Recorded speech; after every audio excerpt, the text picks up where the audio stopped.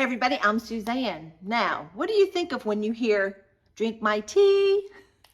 Well, hopefully you're actually thinking of the Eastern Towhee, formerly known as the rufous-sided towhee. Actually, that's the way I've always known this bird. It's the rufous-sided towhee is now known as the Eastern Towhee or spotted towhee. Depending on the region that they live, they can have the red eye or even a white eye. They're kind of interesting. I like these birds. I see them everywhere. In my yard, they're usually under your bushes. They're like kicking around stuff all the time. Delightful little birds. And they seem to sing, drink my tea. And that's the sound they make. So sit back, enjoy today's video, or if you'd like to paint along, I'll go over the paints that we're going to use today. I'll usually call out some of the brushes that I'm using, and I will be a lot of this will be expedited. So you can always ask questions at the end. Let me know if you have any questions, and I'll be glad to answer them for you. So yes, let's go ahead and jump into today's little painting of the Eastern Towhee. This is quite an array of colors for our little towhee painting. Let's see if I can remember what I got here. This is Raw Sienna by Blue Ridge. I have Michael Harding's Yellow Ochre. This is Michael Harding's Raw Umber. Now these all look very similar, but there's a little difference in the opacity. This is Burnt Sienna, Michael Harding. This is Venetian Red by Michael Harding, and this is Mars Red by Blue Ridge. I have Blue Ridge Cadmium Red Light, Ivory Black, Michael Harding, Cobalt, that is Ultramarine Violet by Michael Harding. This is Purple Lake by Winsor Newton, Ultramarine Blue by Michael Harding. That's Blue Ridge. Magenta by Michael Harding, Titanium White by Winsor Newton, and Caribbean Turquoise by Michael Harding. And that's what we're gonna start with. I kind of kept everything pretty light. I didn't put a lot of paint out because I'm gonna try to do this alla prima. Not really sure how this is gonna work. We're gonna see what I can do. I'm going to do a very loose sketch, and I am using a number 2 Rosemary Eclipse Pointed Round, and it's kind of worn out. Need to get some more, but it's still good for this purpose. And I'm using a lot of paint thinner and using a little bit of the Caribbean Turquoise to kind of sketch out where I'm putting my bird. Now, you see these little marks that I've put on the edge. That's just to remind me that this is going to be my overlap for my frame that this is going in. So oftentimes I'll just kind of work from that point over. So I'm going to suggest that this is where my tail area of the bird's going to go, and the back. I'm doing a rufous-sided towhee. I am just kind of looking at where things are going, and this is just very basic. Now I'm not doing the whole body of the bird.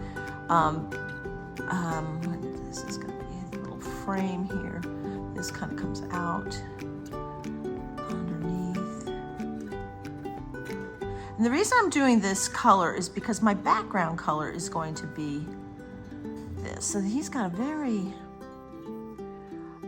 we can't see in the photo reference how much of the tail is actually off and there's a lot of really cool sticks and brambles. And if you know anything about the rufous-sided towhee, they are very, you see them in the brush piles and stuff. They're ground feeders. They nest on the ground. I just want to get and I'm bringing him up already a little bit. So I'm gonna start kind of suggesting where some basic colors are going in. And I'm going to take a little bit, you're gonna laugh. Sometimes I'll start with a purple because I see the highlights in this area. This, a little bit of the ivory black, and I'm just kind of suggesting where things are going, because right now it's still very much the figuring out the composition stage of the painting. So you can see I'm being very, very, I'm not using a lot of paint at all.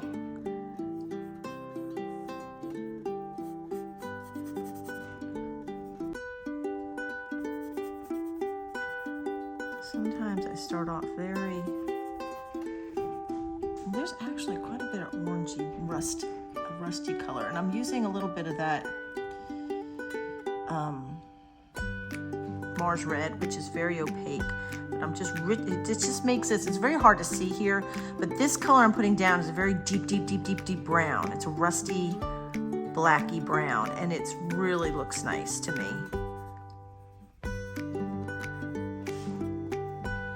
Just suggest where his,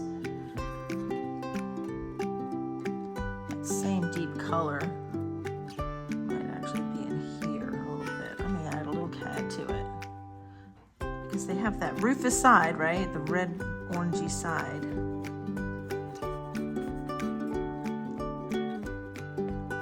Mix some Venetian in there. I'm gonna brighten it up with some cat, I think.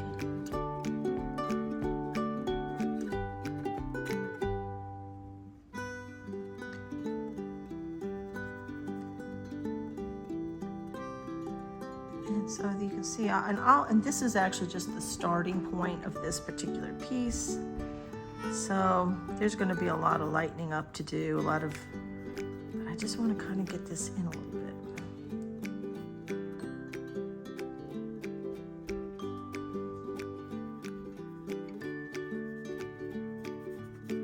Sometimes I just kind of, like I said, I fly by the seat of my pants half the time. The light is kind of coming from this angle. It's shooting down on the bird like this. So I'm gonna go ahead and give him a darker base to his abdomen. And I'm using the same brush. I'm taking some titanium white, and I need it to be dirty. I need to make this a dirty brown. So I'm gonna grab a little bit of my raw umber, titanium white. Again, I'm using Gamsol at the start of this piece simply because it's okay, I'm good with that. I don't usually use Gamsol in a painting. I usually just use it for the very beginning stages when everything's very loose. And that's what I'm doing here. It's keeping it loose here, folks. And then I'll stop using the Gamsol altogether. Now I'm gonna take some white and kind of mix that into that kind of muddy color that I mixed, and bring it up over here on this side.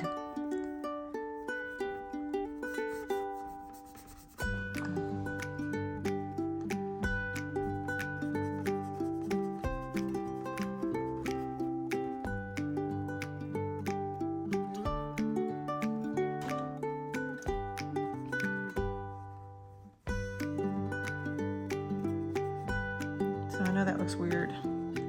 I'm just kind of trying to fit everything in that I see on my bird here. Because I don't want my whitest whites white yet. But I want to know where my shadow is and the underneath of my bird. I'm gonna try to do this painting very alla prima. We'll see how far it goes. The reason I'm doing this, I really should be doing some other painting. I have a lot of counter facings or cabinet facings I have to do for a client. And it's a wonderful project. And that was really my initial, what I thought I was gonna be working on today. But my sister had reminded me that I told her I would have pieces for her to take back to North Carolina for one of my galleries that carries my work there. So I was like, oh, yeah, I did say that, and she's coming on Monday. So I am trying my best to see how far I could take this piece. So you can see I'm being very, very loose, but yet deliberate. I'm just trying to feel my way around this bird. Towhees have a really amazing colored eye. Grab a little brush here. Grabbing a little, this is a number 2, series 42. What does that say? Pure squirrel. This is squirrel hair brush. I am going to try to get that eye color in, and I am going to take mainly yellow ochre with a little tiny bit of cad red. And just suggest where this little eyeball's going. So if this is about where it would need to be, I could be wrong, but we'll just put it here for now.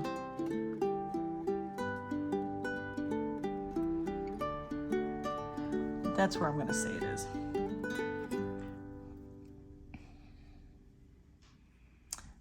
And back up here to the browns while I'm doing this here. I don't have my glasses on. Oftentimes when I'm starting a piece, I won't work with my glasses on, and it helps me to keep it loose. But here I am working with a very tiny brush. We don't want this eye to be too big, so I'm kind of coming in a little bit on it. So there's I'm looking at the distance between here and the bird's beak. So in some cases like this, you kind of have to be a little bit more deliberate, a little less loose. Got to get the beaks exactly right. And we all know that even Darwin wrote a whole paper on them, right? Based all his theories of evolution and everything on the bills of bird beaks, right? Okay, so we're going to go ahead and pull this out a little bit more, and we'll be able to figure it out. Sometimes, like I said, sometimes the first pass isn't exactly correct, but we work with it. We try to get it, and then I'll mess with it later. Taking some ultramarine blue and white, and I'm going to do the very top of his bill. Just kind of suggesting that in here for now.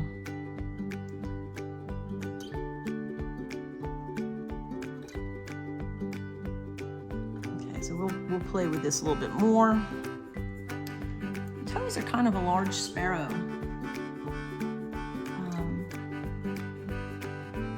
I like them. I like everything about them. The thing is, I'd always try to make sure that my dog is not outside.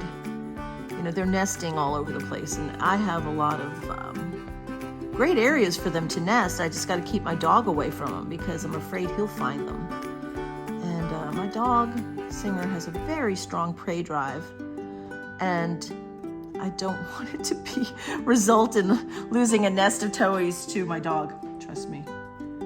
I would hate that. So we keep him under, you know, he's got to be watched when he's outside. And I'm bringing this down just a little bit. It's just that little shiny area when you have a bird with black on it. And I'm just kind of suggesting that. So I'm feeling pretty good so far.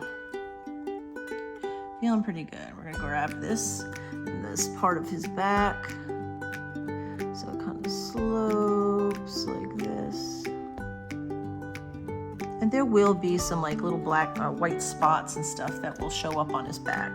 But we're not gonna do that right now. We're just gonna pop this in like this. Still keeping it pretty thin, the paint thin.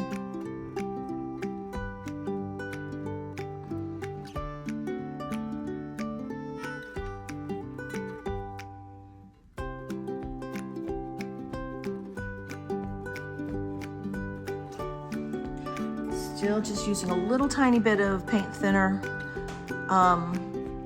just to give me my overall shape and make sure we're in the right place here for everything.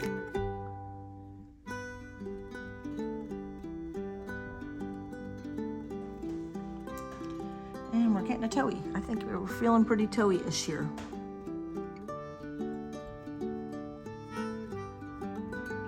And we're just gonna suggest that this part of the tail, we're not gonna put all the detail in here because I don't see it in my reference. So I'm just gonna, now I feel like I have something that represents a towhee on my canvas. So I'm gonna go ahead and suggest where all there's a lot of really fun purples and the twig and stick colors and this very interesting greenish gray background. So let's get into that.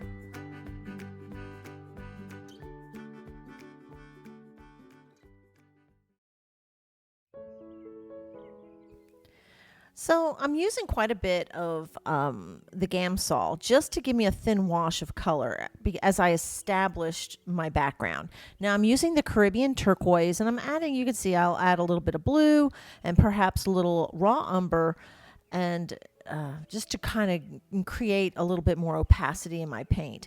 The titanium white around the face of the bird, around the bird itself, allows me to capitalize on the contrast that I want to create. So, even if you're working off of references, you can change your references to accommodate what you're trying to achieve in a painting. So I'm just go ahead and establishing my background. And of course, I have my handy dandy wipeout tool. I love it, love it, love it. So I'm trying to create my sticks, or where my sticks are going to be. Now, I'm working on a linen panel, which does offer a smoother surface than general canvas would.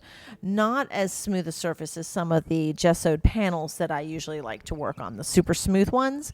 But this obviously works well. Now, I can start to make some of my corrections once I establish. So obviously I had my eye a little too low, so in comes my handy dandy paint wipeout tool, and I'm able to cut that out. Now I'm laying in some of my sticks, and I'm getting to play with a lot of fun colors that I don't normally get to play with. And I'm using, right, you saw me just kind of sweeping around there. I'm trying to keep some of the background soft. So once I kind of lay in the actual branches, I'm using a nice soft brush like a sable brush to just kind of soften everything up. Now, if you look at the poll on that bird, you can tell that it is quite soft. Now I can make corrections, and I'm using a Rosemary #2 squirrel hairbrush, and it's a pretty fine little tool here, and it's getting the job done. So I'm trying to just kind of move through the piece, block in my base of my color, and I start adding a little bit more and more color.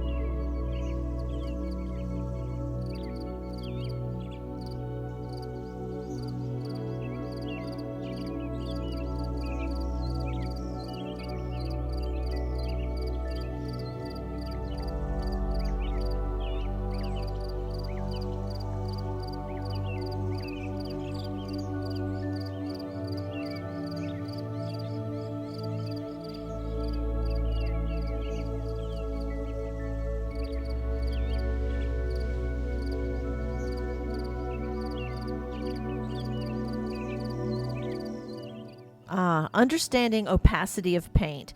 Now, I'm going to go ahead and do some of the reflective light in the front of this bird's breast. And you can see I have kind of a reddish purpley color down. And as I start moving in, I'm using a little bit of the Mars red with a little bit of white. Now, what's nice about this, I can go ahead and pop this right down on that black paint, and it shows out. And that's because this particular color is very, very opaque. I think that if I did a video on understanding opacity of paint, I think it would be something that a lot of folks would really enjoy, because if you're working alla prima as I am with this particular piece, and the entire time that I'm working on this piece was roughly about 2.5 hours, I'm working wet on wet, folks, and so I can't depend on my paste to dry out so I can add color on top. So knowing that I'm working with opaque paints allows me to go ahead and pop that color in without a whole lot of blending.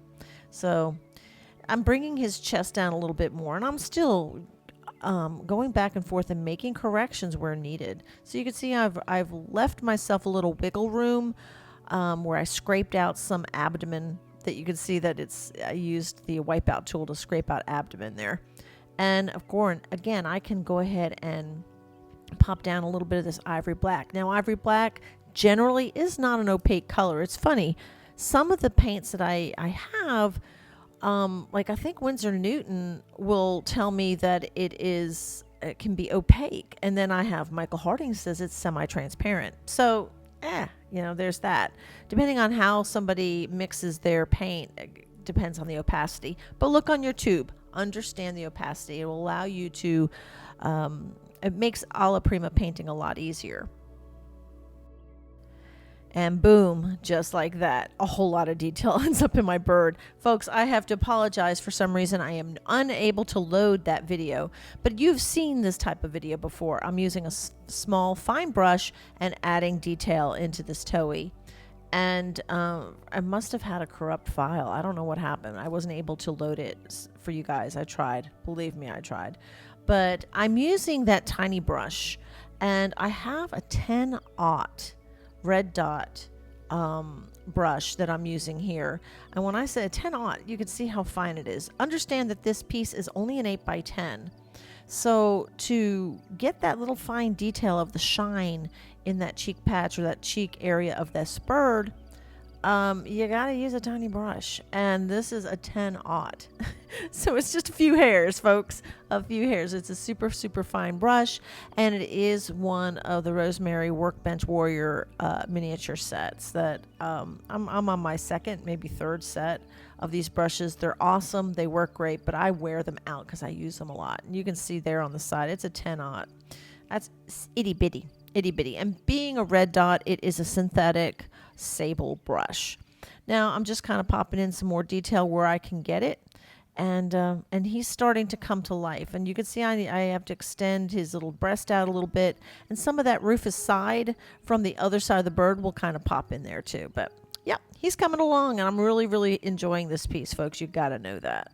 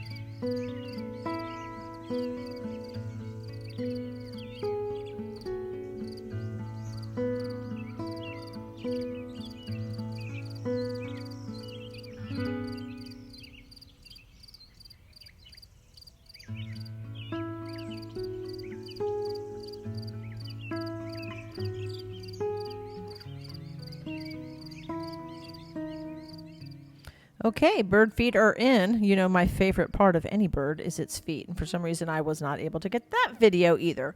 But I'm just working on the little details in the branches and such. And folks, I'm about to wrap it up on this piece. And just as you think you have it wrapped up, you realize after you pop it into a frame that perhaps you need to add a little bit more. And you'll see what I'm talking about here in just a few.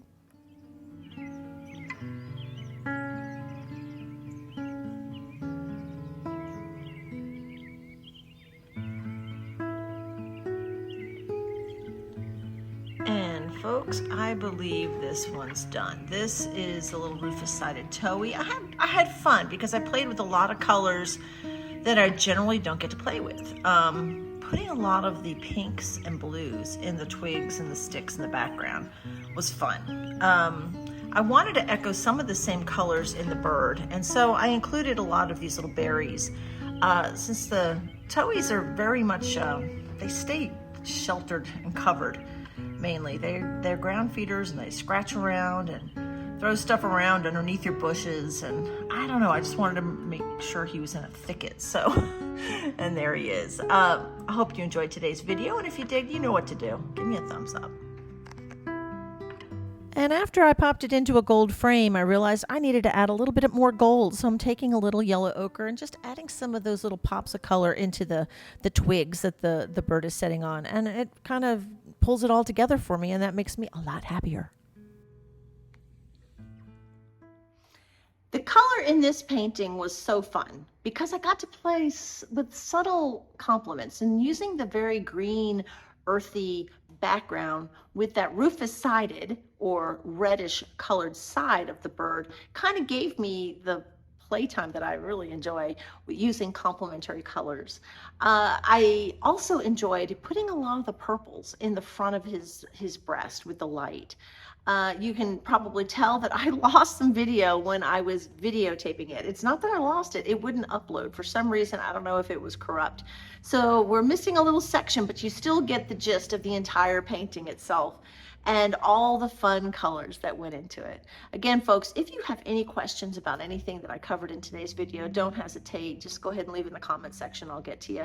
And if you have a suggestion of something you'd like to see, I know Jerry has, Jerry, if you're watching, I know you have asked me to do a collie dog, and as soon as I get a good commission to do a collie, I'll give you a holler and we'll get that collie dog up for you. And if any of my other subscribers, or even better, my members, I usually give you guys the first shot at anything that I'm going to do. So go ahead and give me a holler and let me know what you'd like to see. And yeah, we'll try to get that out to you. So from Kingsport, Tennessee, I want to say thank you so much for joining me, and I'll catch you next time. Bye.